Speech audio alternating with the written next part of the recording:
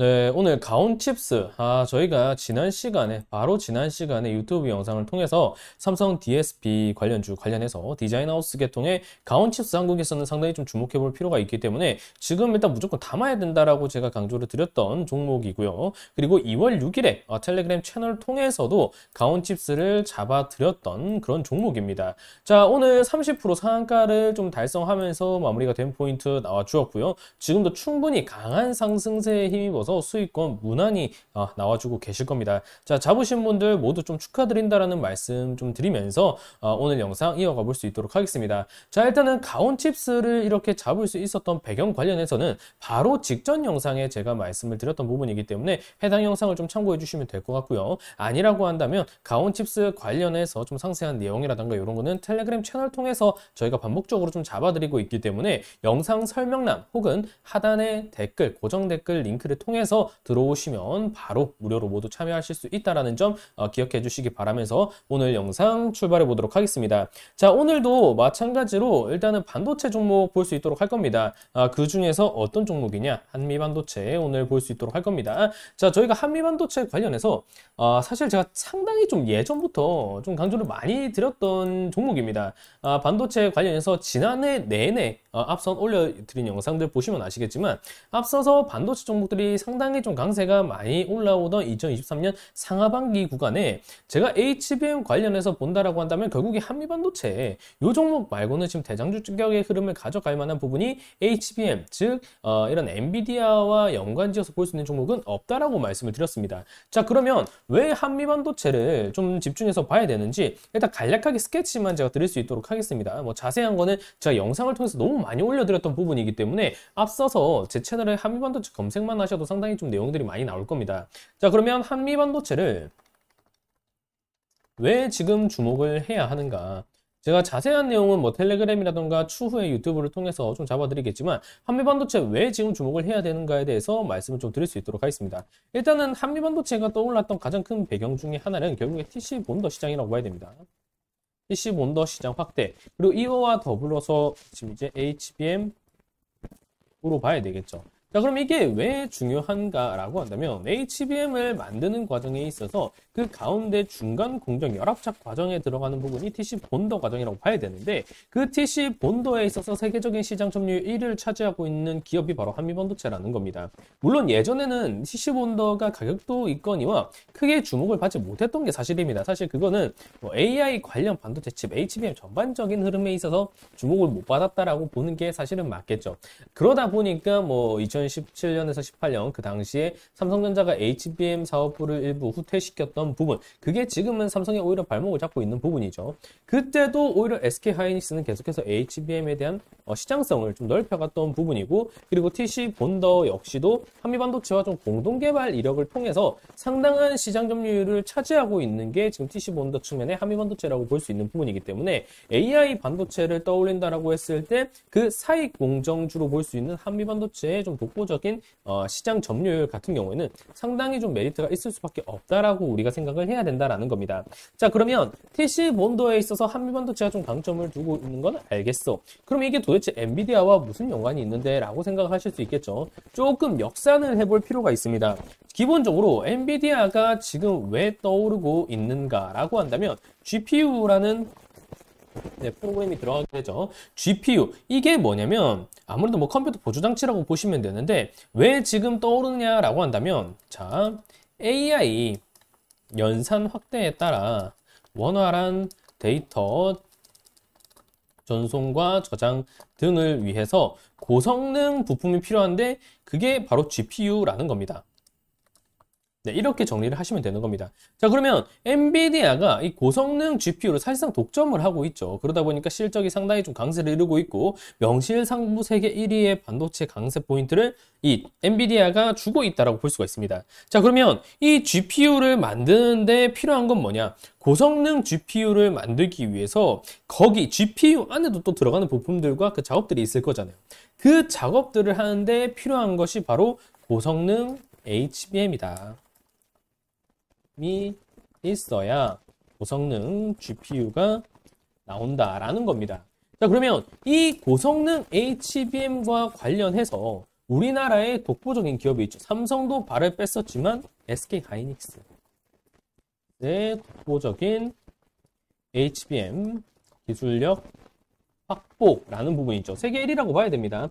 뭐 이제서야 HBM 관련해서 뭐 다른 공룡 기업들도 좀 너도 나도 좀 뛰어들고 있으려는 그런 모습이 보이는데 사실 대만은 쉽게 죽지 않죠. 아무리 지금 뭐 시장 내 기술력이 많이 올라왔다라고 하더라도 십수년, 수십 년을 HBM 한 길만 팠던 SK 하이닉스이기 때문에 그 길을 사실상 시장 파이를 좀 뺏어 먹으려는 그런 조짐은 나오긴 있지만 실상 쉽지는 않죠. 쉽지 않을 부분이고 결국에 엔비디아가 이런 GPU의 독점적 체계를 가지고 있다라고 한다면 SK하이닉스는 HBM의 좀 기술력을 독보적으로 가지고 있기 때문에 엔비디아와 SK하이닉스는 사실 수직 관계가 아니라 수평 관계에 있다라고 봐야 됩니다. 제가 이전에 한미반도체 영상을 체크 드릴 때 유일하게 엔비디아와 수직 관계, 즉 엔비디아의 부품을 사용해서 뭘 하는 게 아니라 엔비디아의 제품을 판매하기 위해서 수평 관계에 있는 기업이 유일하게 SK 하이닉스라고 제가 말씀을 드렸던 부분 기억하실 겁니다. 자, 그러면 SK 하이닉스의 독보적인 HBM 기술력이 확보되어 있는 건 알겠어. 그럼 이게 도대체 한미반도체와 무슨 연관이 있는데? 라고 할 수 있죠.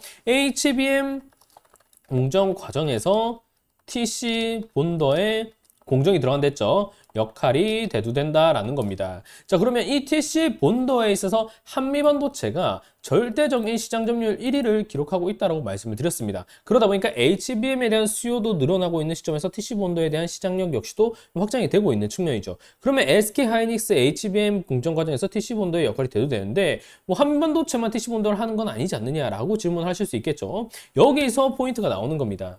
자, 한미반도체와 SK 하이닉스는 듀얼 TC 본더에 대한 공동 개발 이력이 있기 때문에 사실상 TC 본더를 HBM을 이렇게 놓고 봤을 때 한미반도체와 SK 하이닉스는 한 몸이라고 봐야 됩니다. 그러다 보니까 뭐 드래곤 스냅이라던가 이런 한미반도체의 TC 본더의 신제품이 나올 때마다 실상 SK 하이닉스가 이 신제품 이 공개 공시를 올리면 한 달도 채 되지 않아서 한미반도체에 바로 수주 공시를 때려버리는 거를 우리가 지난해 9월에서 11월 사이에 확인을 할 수가 있었더라는 거죠.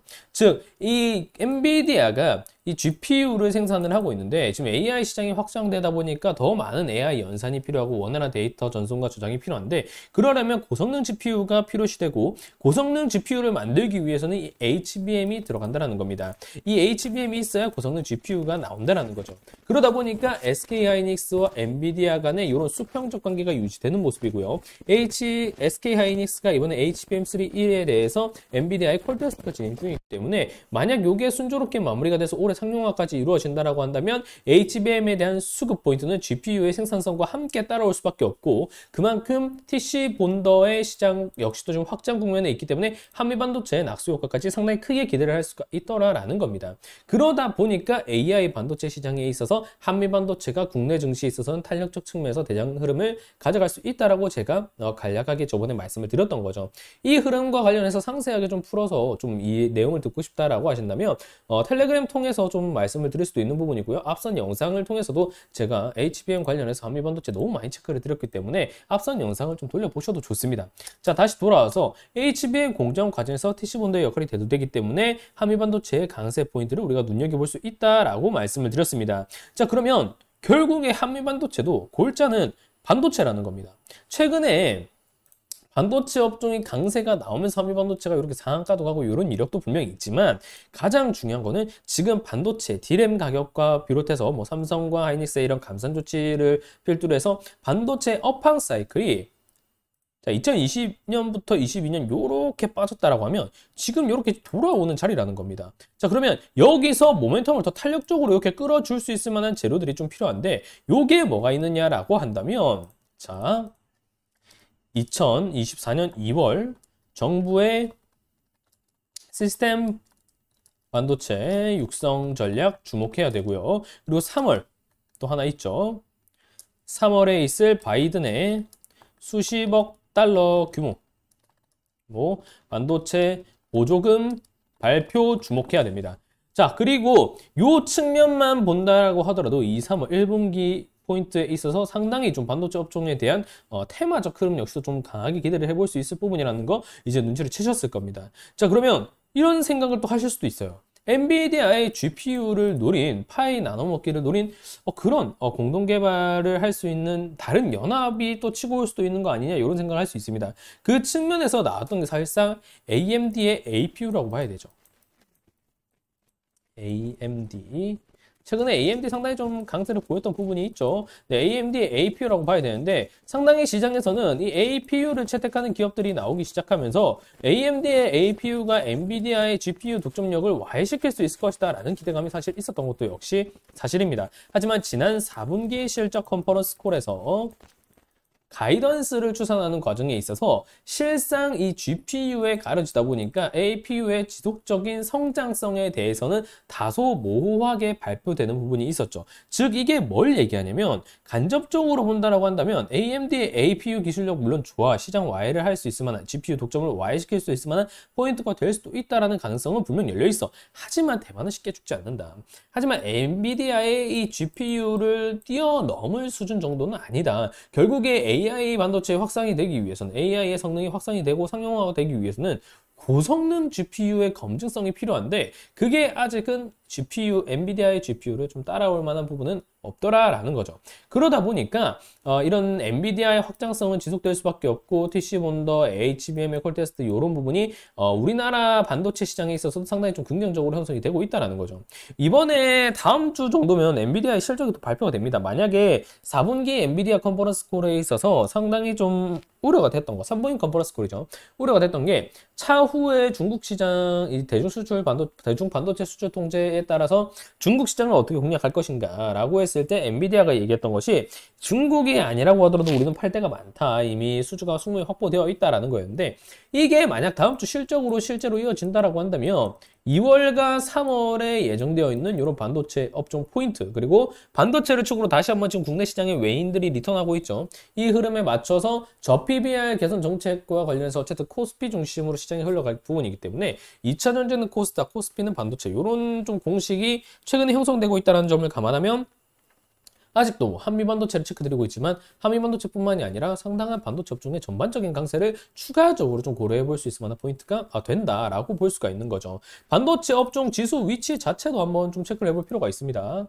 자, 반도체 업종 지수 자체도 지금 5%가량 올라오고 있는데 상당히 강한 겁니다. 최근에 1월에 급락 부분이 나왔었죠. 이 부분에서 매물대 수렴하면서 사실 여기로 빠졌다라고 한다면 상당히 반도체 업종 힘들어질 수 있었습니다. 기술적인 투신 관점에서. 하지만 오늘 이 21선을 좀 올라타주면서 갭으로 출발을 해주는 모습이었고요. 매물대를 벗기면서 추세 안착 포인트가 나와주고 있기 때문에 여기서 오늘 CPI 발표되고 나서 큰 변수로 인해서 이렇게 급락이 나오는 부분이 아니라면 5일선이 뚫고 올라오는 이 자리까지도 충분히 다음 주 엔비디아 실적 구간을 고려했을 때 나올 겁니다. 만약 여기서 엔비디아 변수가 있다라고 한다면 다시 한번 추세 조정이 나올 수 있겠죠. 아마 이 매물대 목전까지 좀 붙일 가능성이 있다라고 봅니다. 하지만 그게 아니라 엔비디아 실적까지 좀 무탈이 좀 진행이 되면서 마무리가 된다라고 한다면 저는 2090포인트 충분히 뛰어넘을 수 있다라고 봅니다. 자, 이와 관련해서 반도체 종목들, 한미 반도체뿐만이 아니라 제가 가온칩스 상한가 종목을 체크해드렸던 것처럼 노릴 수 있는 종목들과 포인트 매우 많습니다. 하지만 영상을 통해서 설명드리는 거는 분명한 한계가 있기 때문에 텔레그램 통해서 꾸준히 지금도 좀 체크를 드리고 있죠. 꾸준히 체크를 드릴 거기 때문에 영상이 도움이 되셨던 분들 뿐만이 아니라 이런 반도체 업종 관련해서 좀 충분히 좀 매매와 트레이딩 관점에 좀 견해를 얻고 싶으시다 하시면 영상 설명란에 있는 링크 그리고 고정 댓글을 통해 충분히 링크로 무료로 다들 입장해서 하셔서 좀 도움을 받으실 수 있으니까 부담 없이 편히 들어오셔서 대응 방향이라던가 반도체 업황에 대한 전망 포인트 등을 충분히 좀 도움을 받으셨으면 좋겠습니다. 자, 오늘은 그럼 여기서 영상 마무리 드릴 수 있도록 하겠습니다. 자, 다시 한번 가온칩스 잡으셨던 분들 모두 상한가 축하드린다라는 말씀 드리면서 오늘 영상은 그럼 여기서 마무리하겠습니다. 감사합니다.